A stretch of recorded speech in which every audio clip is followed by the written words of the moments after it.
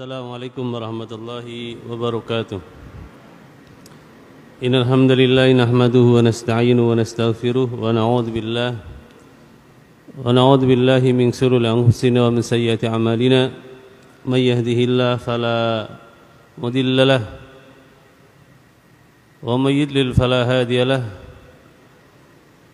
Asyhadu an la ilaha illallah wa asyhadu anna Muhammadan abduhu wa rasuluh. Allahumma salli wa sallim ala Muhammadin wa ala alihi wa sahbihi wa man tabi'ahum bi ihsanin ila yaumiddin. Qala Allah ta'ala ayyuhalladzina amanu taqullaha haqqa tuqatih wa la tamutunna illa wa antum muslimun. Ya ayyuhan nasu taqu rabbakumul ladzi khalaqakum min nafsin wahidah wa khalaqa minha zawjaha wa batha minhuma rijalan katsiran wa nisaa'a. واتقوا الله الذي تساءلون به والأرحام إن الله كان عليكم رقيبا يا أيها الذين آمنوا اتقوا الله وقولوا قولا سديدا يصلح لكم أعمالكم ويغفر لكم ذنوبكم ومن يطع الله ورسوله فقد فاز فوزا عظيما.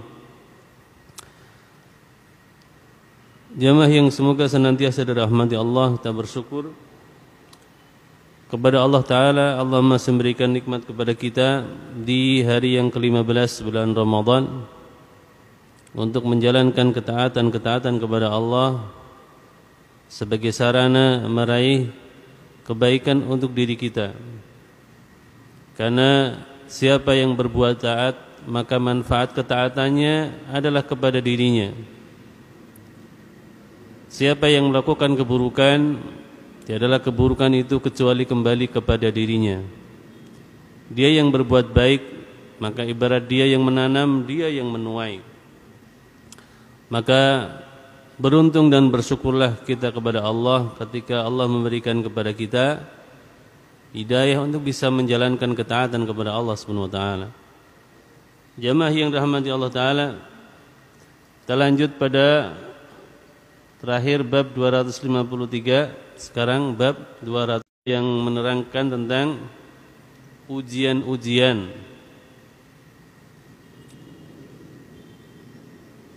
Qala al-muallif rahimahullah ta'ala al-imam Bukhari haddatsana Farwah ibnu Abil Mahra qala haddatsana Ali ibnu Muzhir an Hisham ibni Urwah an abihi, berarti an Urwah bin Zubair.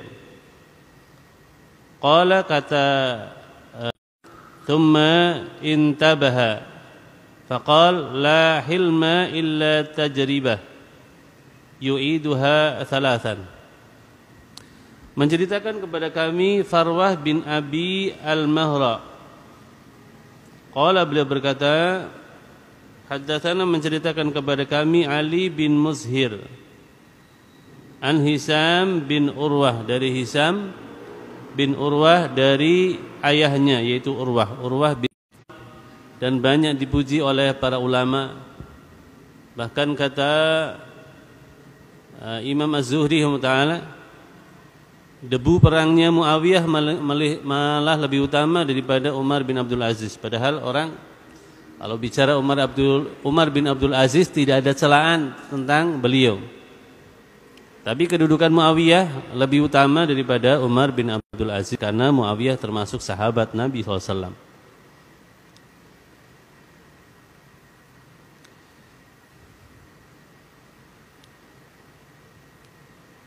Dan dia termasuk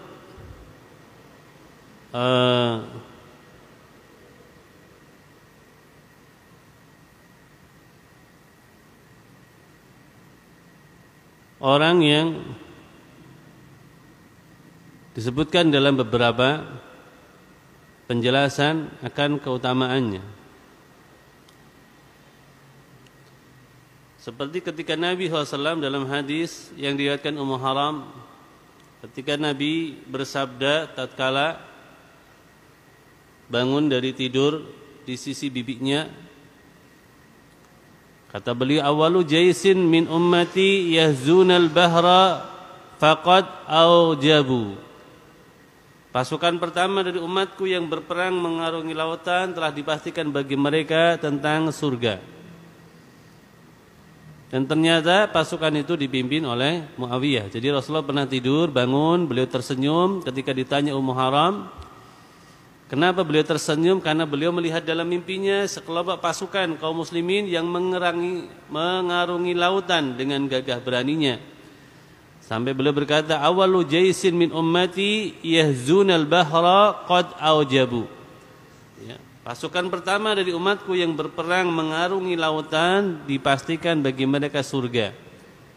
Ketika itu Ummu Haram minta berada di dalam pasukan tersebut. Dan ternyata pasukan itu di bawah kepemimpinan Muawiyah bin Abi Sufyan.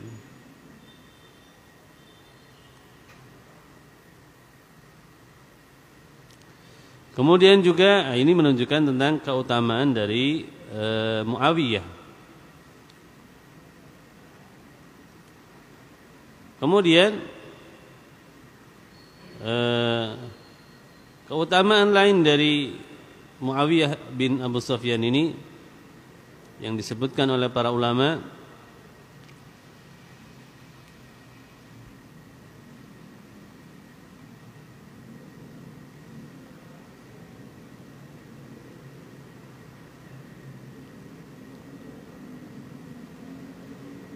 disebutkan dari hadis Abdurrahman bin Abi Amrah al-Azri radhiyallahu anhu, Nabi sallallahu alaihi wasallam annahu dzakara Muawiyah wa qala Allahumma ij'alhu hadiyan mahdiyan wahdi bihi. Ya, Nabi pernah berdoa mendoakan siapa Muawiyah, ya Allah jadikan dia memberi petunjuk yang terbimbing dengan petunjuk. Ya. Dan berilah petunjuk kepada orang lain dengan sebab Muawiyah. Ya. Ini secara khusus menunjukkan keutamaan Muawiyah. Dalam riwayat yang lain beliau didoakan, Allahumma 'allim Muawiyatal kitab wal hisab wa qihil adab. Ya Allah ajarkan Muawiyah menulis dan juga menghitung, wal hisab wa qihil adab, dan dilindungi dia dari siksa neraka. Dua doa dari Nabi kepada Muawiyah saja sudah cukup akan keutamaan Muawiyah. Apalagi riwayat-riwayat yang lain, maka benarlah apa yang disebutkan oleh Imam Az-Zuhri bahwa debu perangnya Muawiyah lebih utama daripada Umar bin Abdul Aziz. Bahkan kata Al-Hasan, kalau melihat Muawiyah seperti melihat Imam Mahdi yang dijanjikan di akhir zaman. Ini pujian siapa? Al-Hasan, putranya Ali bin Abi Thalib, Hasan Husain. Ini sosok Muawiyah yang ada dalam kisah berikut. Jadi kuntu jalisan inda Muawiyah, kata Urwah bin Zubair. Fahaddatha nafsahu, kemudian dia sepertinya sedang berbincang dengan dirinya. Kalau orang berbincang dirinya berarti diam kayak orang melamun, sedang ngomong dengan dirinya sendiri.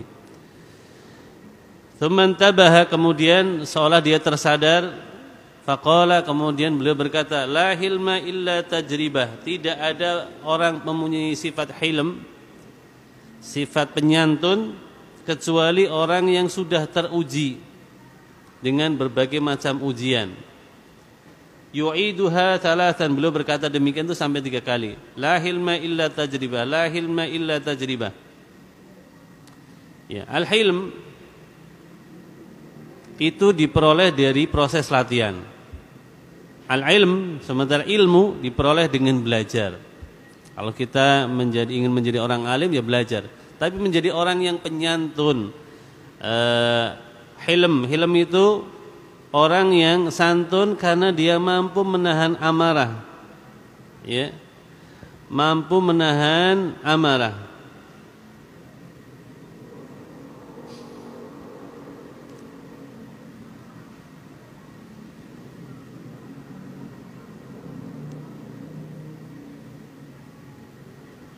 Menahan gejolak dirinya yang ingin melampiaskan sesuatu. Ya. dalam istilah psikologis itu kematangan emosi. Orang yang matang emosi. Jadi karena dia sudah sering pengalaman hidupnya banyak. Ya. Sama seperti Nabi SAW, beliau sudah ditempa itu semenjak kecil, sudah ditinggalkan ayahnya, tidak pernah lihat ayahnya. Karena masih dalam kandungan ayahnya wafat. Usia 6 tahun, beliau ditinggal mati ibunya, Aminah. Usia 12 tahun ditinggal kakeknya. Ya. Usia beliau sebelum berangkat ke Madinah hijrah ditinggalkan istri yang paling beliau cintai bersama juga paman yang melindungi beliau, tempaan-tempaan. Ya. Sehingga ketika beliau berdakwah di Mekah bahkan sampai diusir, ya, beliau pernah cerita, hal ata alaika yaumun kana ashadda min yaumi Uhudin. Ya, apakah kamu pernah mengalami peristiwa yang lebih berat? Ya, ketika Aisyah bertanya kepada suaminya yaitu Rasulullah SAW, sesuatu yang lebih berat daripada kejadian di perang Uhud. Perang Uhud itu perang yang juga berat. Wes hampir menang ya kan. Strategi Rasulullah sudah jitu. Ya, pasukan pemanah di pasukan sini, nanti kalian bagian menghalangi orang-orang kafir yang menuju ke tempat kami. Ya, sehingga mereka porak-poranda waktu ketika awal kali peperangan. Tetapi ketika beliau berpesan, jangan kalian turun pasukan pemanah dalam keadaan apapun juga. Ya, itu silang pendapat di antara mereka para sahabat. Ada yang betul-betul mentaati, ada yang punya istihad yang lain.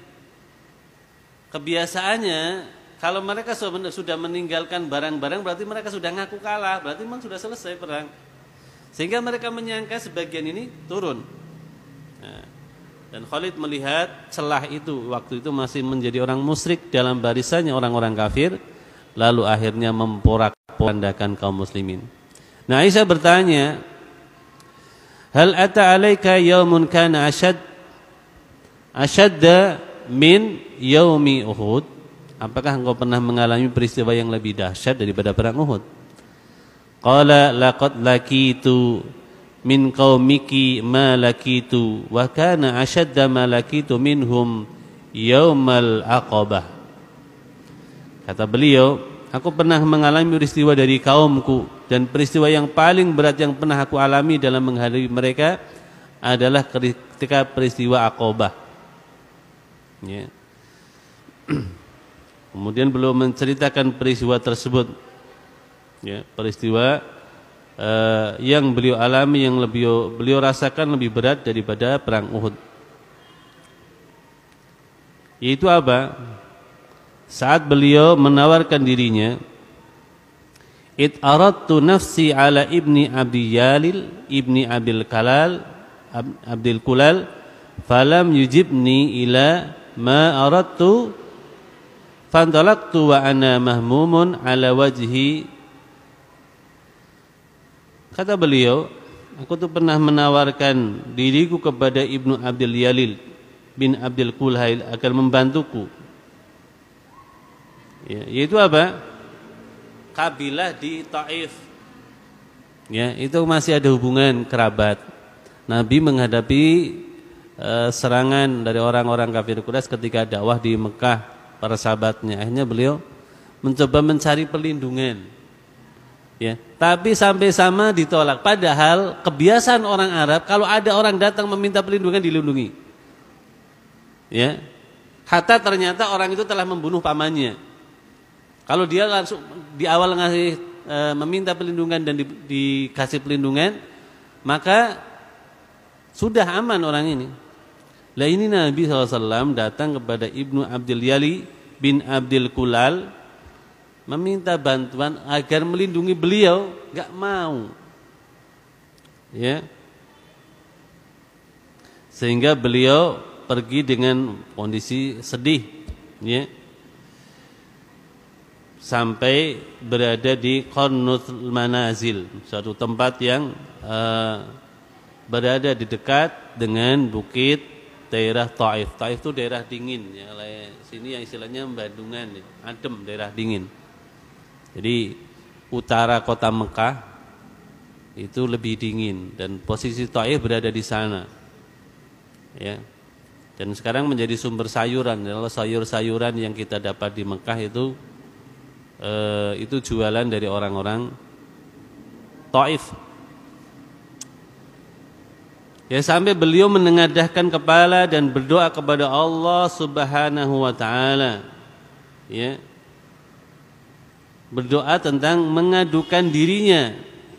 Sampai dalam keadaan seperti itu, malaikat menawarkan pertolongan untuk menimpakan kerusakan, kehancuran pada mereka, tetapi beliau tetap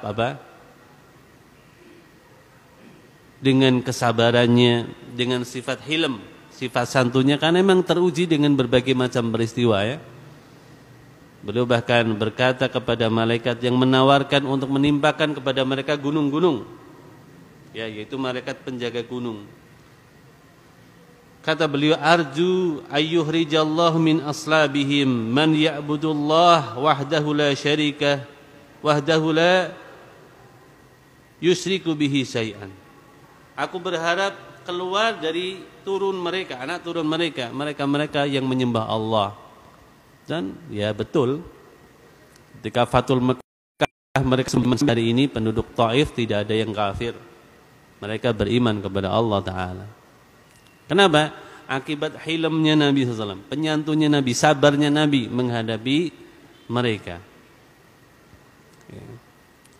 Jadi jamaah yang dirahmati Allah, kalau ilmu itu diperoleh dengan belajar. Al-ilmu diperoleh dengan belajar. Sementara al-hilm, kebijaksanaan, ya, penyantun, sabar, itu diperoleh dengan tajribah, banyaknya ujian.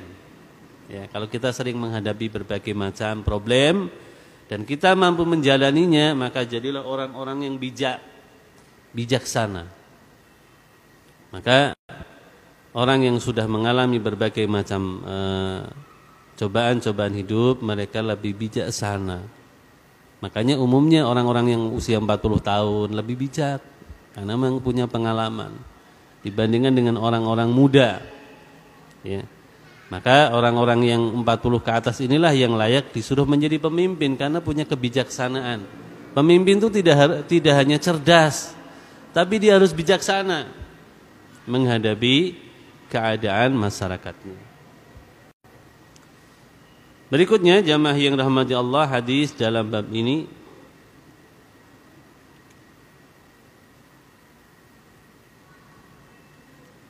Haddatsana Sa'id ibn Ufair qala haddatsana Yahya ibn Ayyub an ibn Jahr an Abil Haytham an Abi Sa'id qala la halima illa du asrah wala hakima illa du tajribah.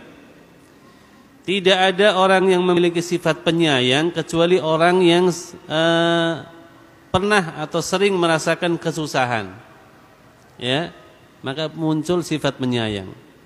Wala hakima illa du tajribah, dan tidak ada orang yang bijak memiliki sifat kebijaksanaan kecuali karena dia punya pengalaman mengalami berbagai macam cobaan hidup.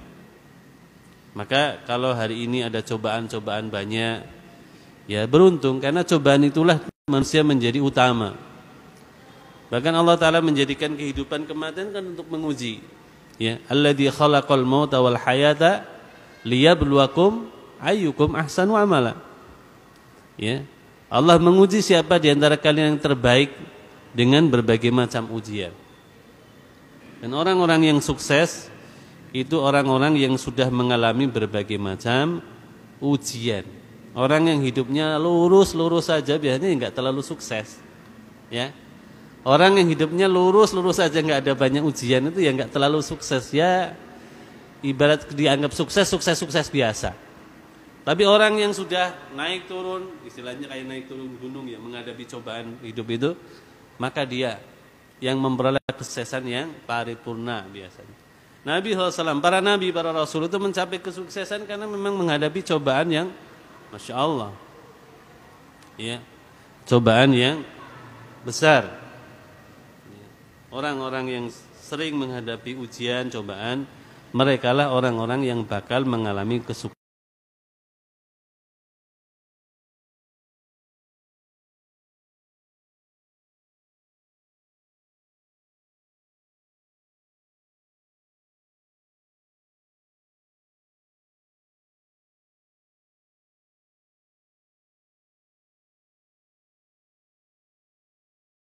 Sedang jahiliyah. Bab tentang sumpah di masa jahiliyah. Jadi orang-orang jahiliyah dahulu juga terkadang bersumpah. Ya. Jahiliyah adalah masa pra-Islam. Setelah Islam datang sudah enggak ada jahiliyah. Ya, kalau ada beberapa tempat yang masih melakukan amalan-amalan kejahilian, itu tetap ya temporer saja, tetapi yang disebut zaman jahiliyah itu sudah enggak ada. Ya. Karena sudah adanya Islam. Zaman jahiliyah ada ketika masa pra-Islam. Jahiliyah artinya bodoh. Bodoh apa? Ya bodoh karena mereka tidak mengenal Allah Ta'ala dengan baik. Ya, bukan bodoh secara kemampuan akal. Ya, karena orang Arab itu pinter. Walaupun mereka tidak bisa baca tulis, mereka kalau dagang itu pinter. Yang dikenal sama orang-orang wilayah Syam yang waktu itu dikuasai oleh bangsa Romawi. Ya.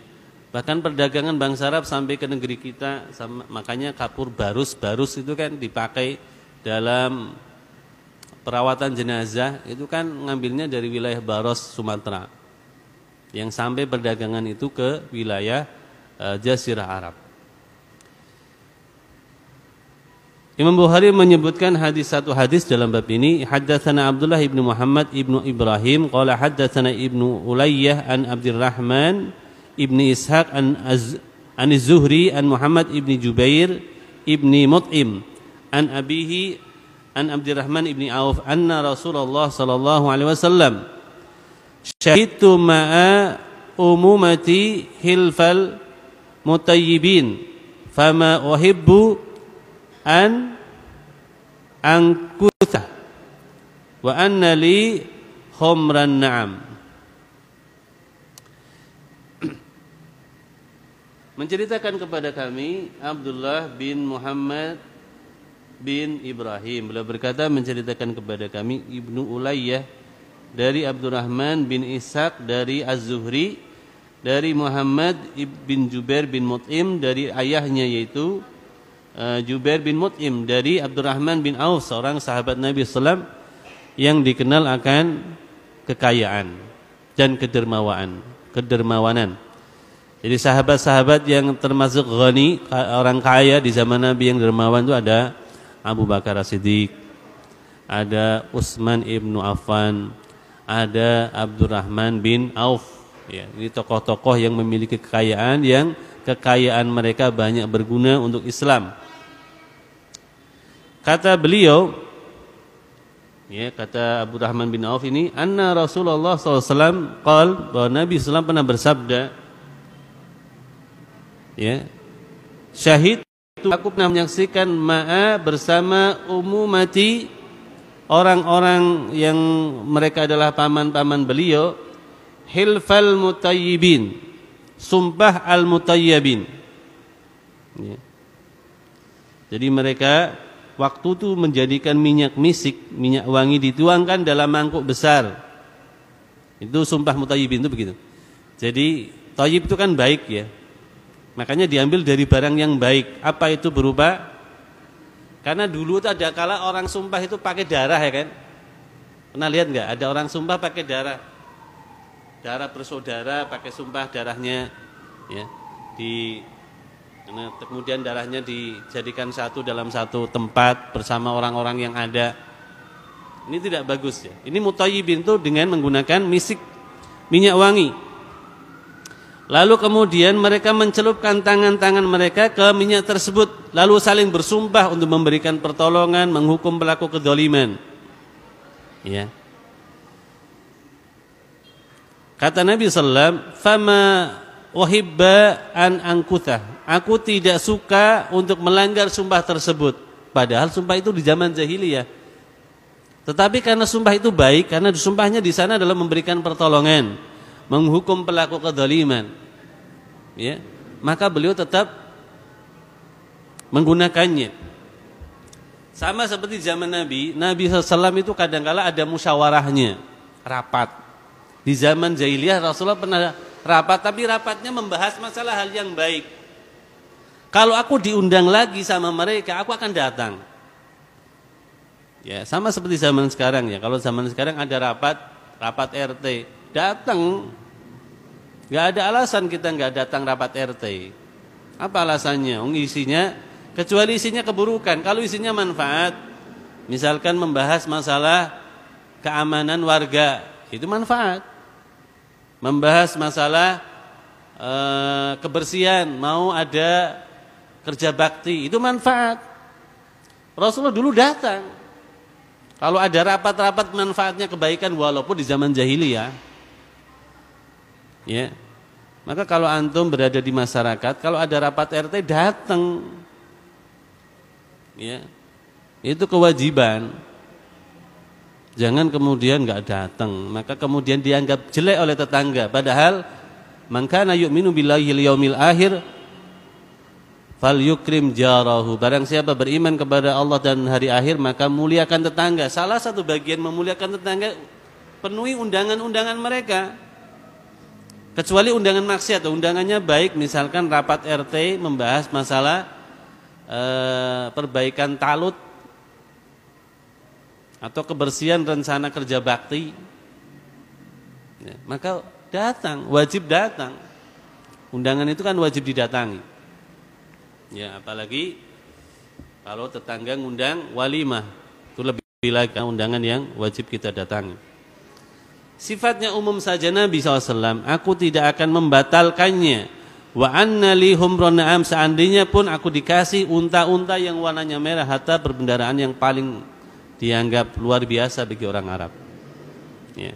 Jadi jamaah yang dirahmati Allah Ta'ala, kalau ada pertemuan-pertemuan di masyarakat kita yang itu adalah pertemuan-pertemuan yang baik, ikutilah. Sebagaimana Nabi dulu juga demikian. Kecuali jelas pertemuannya pertemuan yang tidak baik. Ya. Baik jamaah yang rahmati Allah Ta'ala, karena sudah jam 15:32, kita cukupkan sampai pada hadis ke-567 di bab